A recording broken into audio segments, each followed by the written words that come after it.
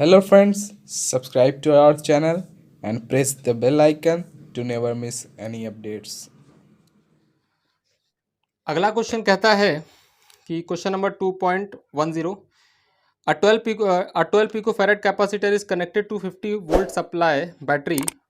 How much electrostatic energy is stored in the capacitor? आपको क्या दे रखा है? वोल्टेज दे रखा है, कैपेसिटर के अक्रॉस कैपेसिटी दे रखा है, तो इलेक्ट्रोस्टैटिक एनर्जी बोल रखा है, तो सीधा लगाइए हाफ सी वी स्क्वायर।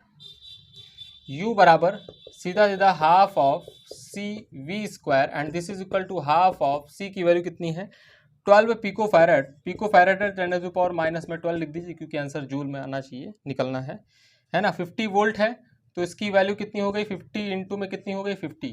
ध्यान दीजिए इसकी वैल्यू कितनी हो गई 6 and this is equal to कितना, यहाँ से डबल जीरो 25 25 6 जा 150 और ये हो गया 10 रेज़ टू पावर माइनस में 10 और एक जीरो तो ये भी चला जाएगा, तो इसकी वैल्यू कितनी आ जाएगी 15 इंटू 10 रेज़ टू पावर 9, ये आ जाएगा जूल, नैनो जूल ही बोल सकते हैं, 15 नैनो जूल। ये electrostatic energy stored in the capacitor आपके पास आ गई, half of C V square सीधा हमने लगाया। ठीक है, अब 2.11 भी डिस्कस कर लेते हैं यहीं पर। क्वेश्चन कहता है कि 600 pico farad capacitor is charged by 200 volt supply, it is then disconnected from the supply and connected to another uncharged 600 pico farad capacitor, how much electrostatic energy is lost in the process. अच्छा question, देखो ना मैं आपको एलबोरेट करके थोड़ा समझाता हूं। मैं कैपेसिटी की जगह पे मैं सी ले लेता हूं, उसके बाद लास्ट में हम उसकी वैल्यू 600 पिको फैरेड रख देंगे। ध्यान दीजिए, मान लेते हैं एक कैपेसिटर है जिसकी कैपेसिटी सी है, इसको वी वोल्ट से मैंने क्या किया, चार्ज किया। अगर वी वोल्ट से अगर मैं इसको चार्ज करूंगा तो इस पर चार्ज कितना आ जाएगा सी वी और इस पर चार्ज कितना आ जाएगा माइनस सी वी और कैपेसिटी इसकी सी है। फिर उसके बाद आफ्टर देन मैंने सिमिलर कैपेसिटर को इससे कनेक्ट कर दिया, सिमिलर कैपेसिटर को इससे कनेक्ट किया तो ये देखो मैंने कनेक्ट कर दिया, कनेक्ट करने जा रहा हूं, अभी कनेक्ट नहीं किया। इस पर चार्ज कितना है CV, इस पर चार्ज कितना है माइनस CV और इस पर चार्ज कितना है जीरो और इस पर भी चार्ज कितना है zero, capacity C capacity C। जैसे ही मैं इसको कनेक्ट करूंगा, जैसे ही मैं इसको कनेक्ट करूंगा क्या होगा, चार्ज फ्लो करना स्टार्ट करेगा from higher potential to lower potential. Lower potential नीचे वाला, इसके पास तो कोई पोटेंशियल ही नहीं है, अनचार्ज है ये, तो हायर पोटेंशियल से लोअर पोटेंशियल की तरफ तब तक चार्ज फ्लो करेगा जब तक कि दोनों का पोटेंशियल सेम ना हो जाए। ठीक है, तो ध्यान दो, हम दूसरे तरीके से लगाते हैं कि अगर सिर्फ इस प्लेट को देखो, सिर्फ इस प्लेट को देखो तो चार्ज तो फ्लो करेगा लेकिन दोनों प्लेट पे मिलाकर चार्ज की वैल्यू हमेशा क्या होनी चाहिए, same. Conservation of charge, conservation of charge. ध्यान से देखो ये गैप देखो, चार्ज यहां से कूद कर यहां पे तो जा नहीं सकता, चार्ज अगर जा सकता है तो इस प्लेट से इस प्लेट में जा सकता है या फिर इस प्लेट से इस प्लेट में आ सकता है। मतलब दोनों चार्ज पर, दोनों प्लेट पर मिला जुला के टोटल चार्ज कितना होना चाहिए, सीवी ही होनी चाहिए। मतलब initial charge on both the plates and final charge on both the plates is equal to each other. तो जैसे मैं कनेक्ट करता हूं तो मैं तीसरा फिगर बना देता हूं, मान लेते हैं तीसरा फिगर बनाया मैंने आपके सामने, ये तीसरा फिगर, ये आपका तीसरा फिगर है। ध्यान दीजिए कि कॉमन पोटेंशियल मान लेते हैं कितना हो गया, वी नॉट, फाइनली पोटेंशियल बदल जाएगा वी नॉट। तो ध्यान दीजिए इस पर चार्ज मैंने, अगर वी नॉट पोटेंशियल फाइनल हो चुका है तो उस पर चार्ज कितना हो चुका होगा फाइनल, सी वी नॉट।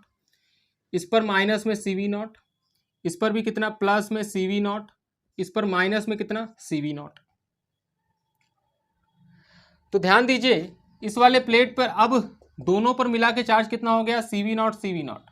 पहले कितना था सी वी प्लस जीरो, तो पहले चार्ज जितना था वो क्या लिखेंगे सी वी प्लस जीरो, और बाद में चार्ज कितना हो गया सी वी नॉट, प्लस में कितना हो गया सी वी नॉट, सी चला गया तो वी नॉट की वैल्यू मतलब कॉमन पोटेंशियल की वैल्यू कितनी आ गई, आधी, V/2। कॉमन पोटेंशियल की वैल्यू कितनी आ गई, आधी, V/2। तो बहुत अच्छे से अगर आप दिखें तो एनर्जी लॉस पूछा हुआ है, और एनर्जी लॉस पूछा है इसका मतलब फाइनल एनर्जी तो कम ही होगा तभी तो पूछा है। और आप ऐसे भी बुद्धि लगा सकते हैं कि अगर चार्ज फ्लो करेगा तो एनर्जी पक्का लॉस करेगा, तो मतलब इनिशियल एनर्जी ज़्यादा है और फाइनल एनर्जी कम है। इनिशियल एनर्जी कितना है इस पर, तो इसके पास तो कोई एनर्जी नहीं थी, ये तो अनचार्ज था, इसके पास एनर्जी है जिसकी वैल्यू कितनी, हाफ CV स्क्वायर। और फाइनल एनर्जी इसके पास भी है, इसके पास भी है, तो क्या लिखेंगे, हाफ CV नॉट का whole square plus half CV naught का whole square, this is the final energy. मतलब मेरे कहने का मतलब ये, हीट लॉस की अगर मैं बात करूं तो heat loss is equal to initial energy minus में final energy, and this is equal to कितना, half of CV square minus of half of CV naught square plus half of CV naught square, मतलब CV naught square हो जाएगा answer उसका। Half CV square minus में CV naught square, और V naught की value V/2 है, रख दो। इसकी वैल्यू कितनी आ गई, half of CV square minus में यहां पे इसकी वैल्यू आ जाएगी CV स्क्वायर बाई 4, और कुल मिला जुला के हीट जो लॉस हुआ वो हीट की वैल्यू आ जाएगी हाफ ऑफ हाफ नहीं आएगा, 4 आएगा ना, 1/4 CV नॉट का, sorry CV square, 1/4 CV square. और अगर आपको हीट का डायरेक्ट फॉर्मूला याद होता तब भी आप कर सकते थे। कैसे? हीट का डायरेक्ट फॉर्मूला क्या है? हीट का डायरेक्ट फॉर्मूला है, heat is equal to half of C1 C2 upon C1 plus C2 into V1 minus V2 का whole square, where V1 and V2 is the potential difference across both the capacitor before connecting.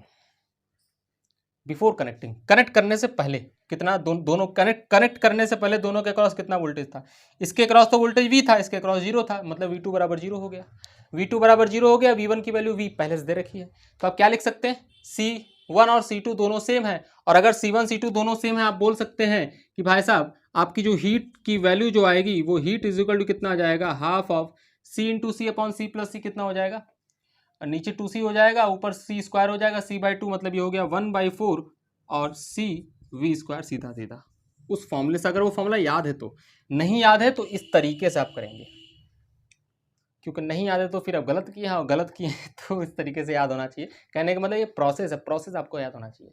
अब अगर आप ध्यान से देखें तो value रख देते, कितना आ जाता है, 200 पिकोफैरेड था, 1/4 हीट की वैल्यू H बराबर, यहाँ पे H बराबर C की वैल्यू कितनी है, 200 पिकोफैरेड, पिको मतलब 10⁻⁻12, और V की वैल्यू आई थिंक 100 दे रखा है, V की वैल्यू कितना दे रखा है, 100 दे रखा है, 200 दे रखा है, 200 दे रखा है, तो 200 दे रखा है, तो 200 इंटू 200 और 600 पिकोफैरेड दे रखा है, ये C की वैल्यू 600 पिकोफैरेड दे रखा है। तो ध्यान दीजिए, ये 0 1 2 3 4 5 6 जीरो तो चला जाएगा यहाँ से, और ये 4 तो ये डबल से इससे चला जाएगा, मतलब हीट की वैल्यू आपके पास क्या आ जाने वाली है, हीट की वैल्यू आ जाने वाली है 6 माइक्रो जूल, हीट की वैल्यू आ जाने वाली है 6 माइक्रो जूल, मतलब 6 इंटू 10⁻⁻6 जूल बचेगा, उसी -6 को मैंने क्या लिख दिया है, माइक्रो जूल लिख दिया है। ठीक है, हम अपने अगले क्वेश्चन की तरफ बढ़ते हैं। क्वेश्चन नंबर 12 एडिशनल एक्सरसाइज का क्वेश्चन कहता है कि a charge of 8 milli coulomb is located at the origin, calculate the work done in taking a small charge -2 इतना इतना from a point P 0,0,3 to a point Q 0,4,0 via point 0,6,9। तो देखो ना, मान लेते ये तुम्हारा जेड एक्सिस है, सपोज क्वेश्चन को सॉल्व करने के लिए मैं मान रहा हूं कि ये तुम्हारा जेड एक्सिस है ना भाई, ये जेड एक्सिस है, ये तुम्हारा ऊपर वाई एक्सिस है, ये तुम्हारा वाई एक्सिस है, एक्स एक्सिस से कोई लेना देना हमको है ही नहीं, ये जेड एक्सिस, ये तुम्हारा वाई एक्सिस, और क्वेश्चन में ये बोल रखा है कि 8 मिली कूलम चार्ज ओरिजिन पर रखा हुआ है, 8 मिली कूलम चार्ज, ये चार्ज जो है स्मॉल क्यू की वैल्यू 8 मिली कूलम ओरिजिन पर रखा हुआ है, और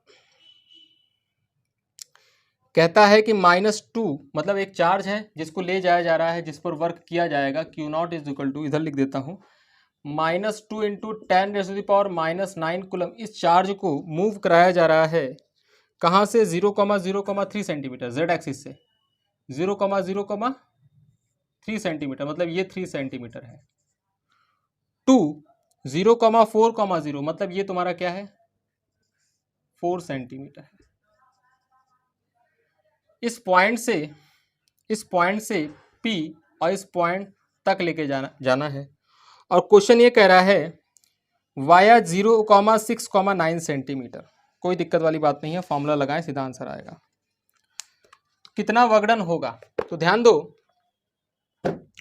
अगर मैं वगड़न की बात करूं तो वगड़न का सीधा सीधा फॉर्मूला क्या होता है, वगड़न का सीधा सीधा फॉर्मूला है वगड़न बाय एक्सटर्नल सोर्स, क्योंकि इसमें कुछ नहीं बोला है, इसमें बोला है work done on charge particle taking from P to Q, तो इसका मतलब एक्सटर्नल वर्क डन होगा। इशारा है क्वेश्चन में कि work done on charge particle, तो इसका मतलब वर्क डन एक्सटर्नल वाला ही है। तो इसका मतलब मैं क्या फॉर्मूला लगाऊंगा, work done by external source is equal to जिस चार्ज को लेके जा रहे हैं Q0 इनटू में V फाइनल माइनस में V इनिशियल। मेक श्योर ये जो पोटेंशियल आप लिखेंगे फाइनल पॉइंट और इनिशियल पॉइंट पर किस चार्ज के कारण, इसको छोड़कर, जिस चार्ज को ले जा रहे हैं उस चार्ज को छोड़कर जितने भी चार्ज हैं, इस चार्ज के अलावा जितने भी चार्ज हैं उस चार्ज के कारण। बताओ इस चार्ज को तो लेके जाएंगे कहाँ से, P से Q लेके जाएंगे, इसका मतलब इसके अलावा कौन चार्ज है, सिर्फ 8 मिली कूलम है, तो इसके कारण सिर्फ यहाँ पोटेंशियल देखेंगे, इसके कारण यहाँ पोटेंशियल देखेंगे। तो इनिशियल पॉइंट मतलब P पॉइंट पर, इसको मैं और अच्छे से लिखूँ तो Q0 इनटू में V फाइनल कितना है VQ माइनस में क्या लिखूंगा VP। तो सबसे पहले मैं पोटेंशियल एट P लिखता हूँ, पोटेंशियल एट P लिखूंगा इस 8 मिली कूलम के चार्ज के कारण, तो क्या लिखूंगा KQ बाई में R। K की वैल्यू कितनी 9 into 10 raise to the power 9, Q की वैल्यू कितनी है 8 into 10 raise to the power minus में 3 और अपॉन R की वैल्यू कितनी है 3 into 10 raise to the power minus में 2। इसको आप शायद सॉल्व कर सकते हैं, हाँ 3 3 जा 9, 8 3 जा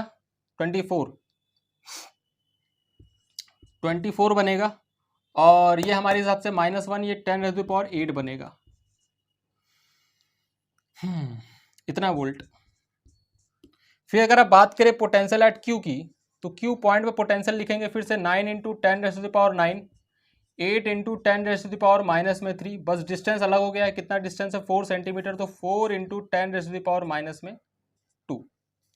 फिर ध्यान से देखें तो ये 4 ये 8 से कट जाएगा, 2 बचेगा, मतलब कितना 18 इंटू में 10 raise to the power 8 volt. दोनों को माइनस करना है, दोनों को माइनस करना है, तो ध्यान दें VQ minus VP, VQ minus VP करना है। VQ माइनस VP करेंगे तो इसकी वैल्यू कितनी आ जाएगी, माइनस में 6 into 10 raise to the power 8 volt. ये पोटेंशियल डिफरेंस आ गया, माइनस में आएगा। और वगड़न जब निकालेंगे तो वगड़न हम माइनस चार्ज पे कर रहे हैं, तो Q0 की वैल्यू माइनस है, तो वगड़न की वैल्यू आपके पास आ जाएगी work done by external source is equal to कितना, इसकी वैल्यू कितनी है माइनस में 2 into 10 raise to the power minus 9, ये एक हो गया, multiplied by minus 6 into 10 raise to the power 8, minus 6 into 10 raise to the power 8। देखिए ध्यान से, तो माइनस माइनस प्लस हो गया, 6 2 जा 12 हो गया, 6 2 जा 12 हो गया, और इसमें से ये घट गया, इसकी वैल्यू कितनी आ गई 10 raise to the power minus 1, and this is equal to कितना आ गया 1.2 जूल, इतना जूल वगड़न हो गया। ठीक है, देखते हैं अगले पार्ट में क्या बोल रहा है। आई थिंक शायद यही पूछ रहा था, हाँ यही पूछ रहा है, कह रहा है वाया पॉइंट आर, एक चीज और बोल रहा है, कह रहा है वाया पॉइंट आर। देखो ना कि जब भी हम वगड़न करेंगे, वगड़न हमेशा करेंगे जब, तो वगड़न हम किसके फील्ड के अंदर कर रहे हैं, कंजर्वेटिव फील्ड के अंदर कर रहे हैं। और अगर कंजर्वेटिव फील्ड के अंदर कर रहे हैं तो कंजर्वेटिव फील्ड का जो वगड़न होता है पाथ पे डिपेंड नहीं करता, पाथ इंडिपेंडेंट होता है। ये जो वगड़न है this is path independent, path independent. कौन सा वगड़न तब पाथ पे डिपेंड करता है, नॉन कंजर्वेटिव फोर्स, जैसे फ्रिक्शन फोर्स हो गया, है ना, मतलब रेजिस्टिव फोर्स हो गया, एयर रेजिस्टेंस के कारण फोर्स हो गया, विस्कस फोर्स हो गया, मतलब ऐसे फोर्स जो एनर्जी का लॉस करते हैं हीट में, उसको हम नॉन कंजर्वेटिव फोर्स बोल देते हैं।